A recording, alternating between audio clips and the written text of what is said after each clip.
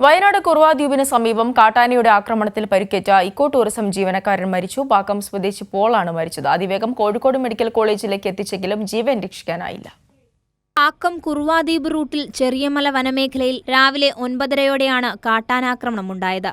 ഗുരുതരമായി പരിക്കേറ്റ പോളിനെ ആദ്യം മാനന്തവാടി മെഡിക്കൽ കോളേജ് ആശുപത്രിയിൽ പ്രവേശിപ്പിച്ചു. തുടർന്നാണ് കോഴിക്കോട് മെഡിക്കൽ കോളേജിലേക്ക് കൊണ്ടുപോകാൻ തീരുമാനിച്ചത്. നെഞ്ചിലേറ്റ ഗുരുതര പരിക്കിൽ ആന്തരിക രക്തസ്രാവവും ഉണ്ടായിരുന്നു.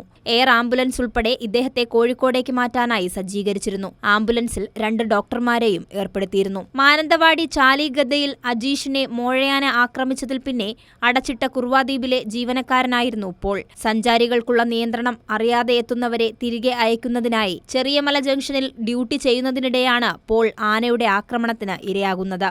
ഇവിടെ നമുക്കറിയാം, കഴിഞ്ഞ ദിവസം പയ്യമ്പള്ളിയിൽ വെച്ച് മരിച്ച നമ്മുടെ അജീഷ് എന്ന് പറയുന്ന ആ മനുഷ്യന്റെ അഗാധമായ വേർപാടിന്റെ തീരാ ദുഃഖങ്ങൾ അലയൊലി തല്ലി നിൽക്കുന്ന നിമിഷത്തിലാണ് ഇങ്ങനെയൊരു, അതും സാമ്പത്തികമായെല്ലാം വളരെ പിന്നോക്കം നിന്നു ഈ ഒരു തൊഴിലിനെ മാത്രം ആശ്രയിച്ച് ജീവിതം മുന്നോട്ട് കൊണ്ടുപോകുന്ന പോൾ എന്ന് പറയുന്ന ഒരു സുഹൃത്തിന്റെ നിര്യാണമുണ്ടായിട്ടുള്ളത്. ഇങ്ങനെ നിരന്തരം വന്യമൃഗ ആക്രമണം എന്ന് പറയുന്നത് ഈ വയനാടിന്റെ, അതും ഈ പുൽപ്പള്ളി മാനന്തവാടി മേഖലകളിൽ ഏറ്റവും രൂക്ഷമായിക്കൊണ്ടിരിക്കുകയാണ്. കടുവയും ആനയും എവിടെ നിന്നില്ലാതെ മനുഷ്യനെ ആക്രമിക്കുന്ന ഒരു കാലം മുൻപെങ്ങും കണ്ടിട്ടില്ലാത്തൊരു കാലമാണ് നമ്മളിപ്പോൾ കാണുന്നത്. സമീപത്തുണ്ടായിരുന്ന തൊഴിലുറപ്പ് തൊഴിലാളികൾ ഒച്ചവെച്ചതോടെ ആന പിന്മാറുകയായിരുന്നു. ഗതാഗത തടസ്സം ഒഴിവാക്കാൻ പ്രത്യേക അറിയിപ്പ് നൽകിയായിരുന്നു പോളിനെ മെഡിക്കൽ കോളേജിലെത്തിച്ചത്.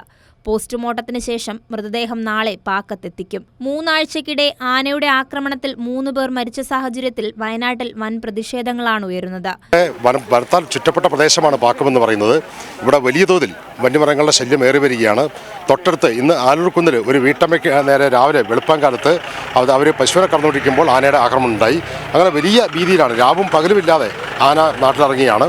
ഇതിനെ നിയന്ത്രിക്കാൻ അടിയന്തരമായിട്ടുള്ള നടപടിയുണ്ടാവണം. നാളെ UDF-ഉം LDF-ഉം ജില്ലയിൽ ഹർത്താൽ പ്രഖ്യാപിച്ചിട്ടുണ്ട്. കൈരളി ന്യൂസ്, വയനാട്.